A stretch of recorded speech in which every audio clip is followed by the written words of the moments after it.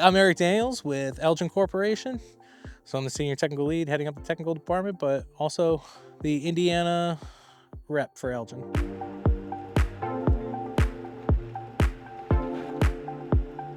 This here is the GSF. That's short for Geotextile Sand Filter. So the modules are going to lay in on top of the sand just like this. And then coming from your septic tank, you're going to have your distribution pipe sitting over the top of the module. Everything coming from the septic tank is going to be deposited in these mini trenches. And then all we're doing is just exploiting the bacteria that's naturally occurring from the septic tank and allowing the bugs, if you will, to come and digest all that great stuff.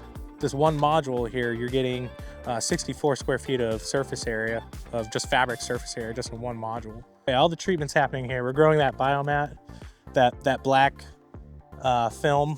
It's growing on the product itself and away from that sand soil interface.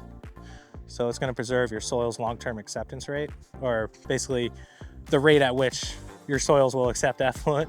We're prolonging that now by introducing a clarified effluent, so we're not clogging the pores of those soils. The product is almost 47 years old now, so it is definitely time proven. I think one of the main benefits is this is passive treatment, and so we're treating and dispersing in that same footprint, which a lot of end users enjoy because it can mitigate that maintenance plan associated with it. So for the GSF, the maintenance is going to be identical to a conventional system. Routine pumping of the septic tank every 3 to 5 years, and then cleaning of the effluent filter. Some states do require 4 feet of separation, and so you'll get very big mounds in the front yards. With our new approval, we can get a 25-inch vertical profile. That's from bottom of excavation to finished grade. With our mounded systems, it's going to be 29 inches. And so now we can knock down that bump in the yard, basically. This product's not made for every backyard. You know, if you have room, stone away, use stone and pipe conventional systems. But in areas where you have a tight lot, higher water tables, the seasonal homes, so it's good for intermittent use as well. And we can do commercial applications as well, like RV parks, campgrounds, rest stops, and everything in between. But for residential use, I'd say small lots and higher water tables, because we can get closer to that water table or that limiting condition. Here in Indy, we can get as close as 2 feet. And on the bigger homes, if we're utilizing pressure, so anything that's basically 4-bedroom or above, we can utilize pressure and get as close as 2 feet versus the 30 inches that they require for some of the other technologies.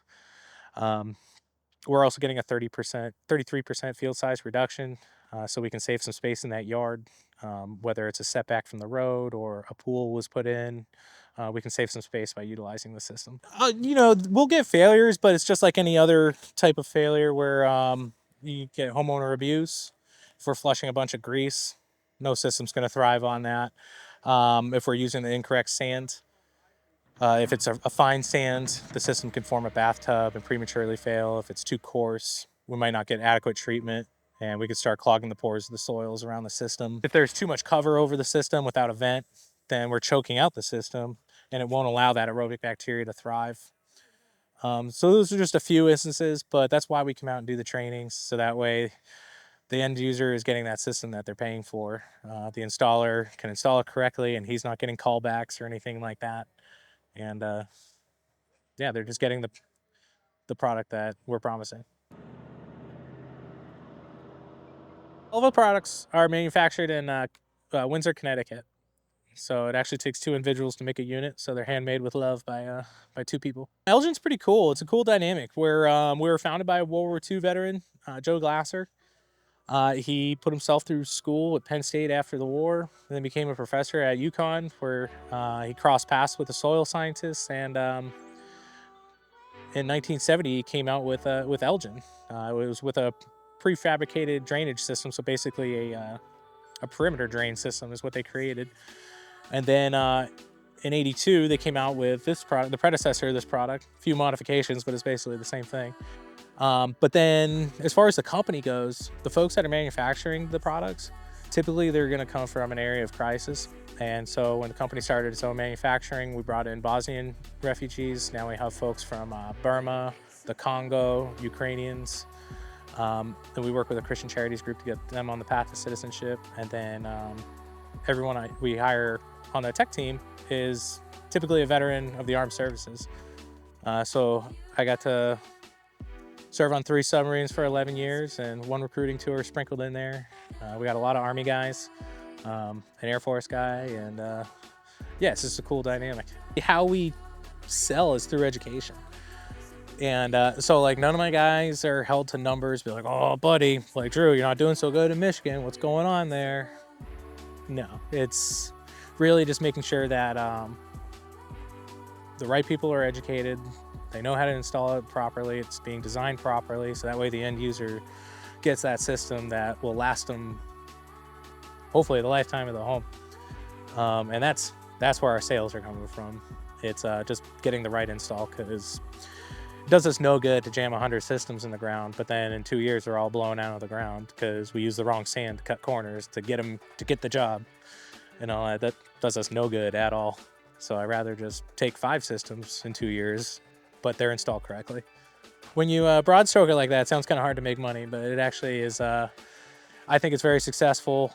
We get a lot of folks that are reaching out to us about just their tough sites, and we'll consult on it. And sometimes we're not a fit for it, but it's like, hey, I cross paths with the technology that I know will help you out. Here's this guy's contact info, and I'm okay with that too. So it's not like trying to jam our system into whatever square peg we can. You know? We get a lot of installers that they'll call us and be like, hey, what do you think about this site and all that jazz? And be like, not so much, or yeah, we could just do this real quick. And I can size it up for them and send them the plans. And I think guys really like that too, where they know that they're not being sold just to get a system in the ground. They know that they can actually call us and get a legitimate answer and at least a direction for a solution if I don't have the right answer. Yeah, today's the day. We want to buy a septic system. So we're gonna pull the permit. We want to verify the soils. So there's some firms out there that'll do soil testing. Sometimes the health department will do the soil testing. And with that soil report, what we can determine is how much effluent the soils can accept. And it'll kind of give us a lay of the land on how much room we have to work with. And then as long as we understand the flows from the structure, so typically if it's a residence, we just need to know how many bedrooms are coming from that home. And from that, I can size up a system, and the local folks on the ground can let us know if it's gonna fit or not. So whether it's an installer that you're working with or your health department. Commercial systems definitely have to be, we'll say engineered or done by a professional designer. And then the residential systems, residential repairs, typically it just has to be ran through the health departments. Every health department's a little different. If it's a really bad repair, then they might want it engineered and all that jazz. But a lot of times folks will the health department or homeowners will just send me their soil reports, and I'll draft up a system based on the information provided. I can't shoot topography or anything like that, but usually that dialogue with the health department will get us across the board. Just as a side note, all installers have to be Eljen certified. So if there's any questions, folks can always reach out to me to figure out what installers are certified in their area. I just need a soil report and a permit, really, and after that I can give you a nice CAD drawing, at least with a plan view and a cross section. And that's typically where your installer is going to come in, and they'll let you know if it'll fit, and then they can also give you the pricing. So those are the guys that hold the key to the final price on how much that system would cost you. One thing that's going to be different on this system here is that we're going to be venting. So Eljen has a requirement of venting when there's more than 18 inches of cover, measured from the top of the module to finish grade. In this case, we were trying to keep the system to be a gravity fed system, and so we had to play off the elevations of where the tank was. So the field's going to be a little deeper, so we're going to end up with 2 feet of cover on this system here.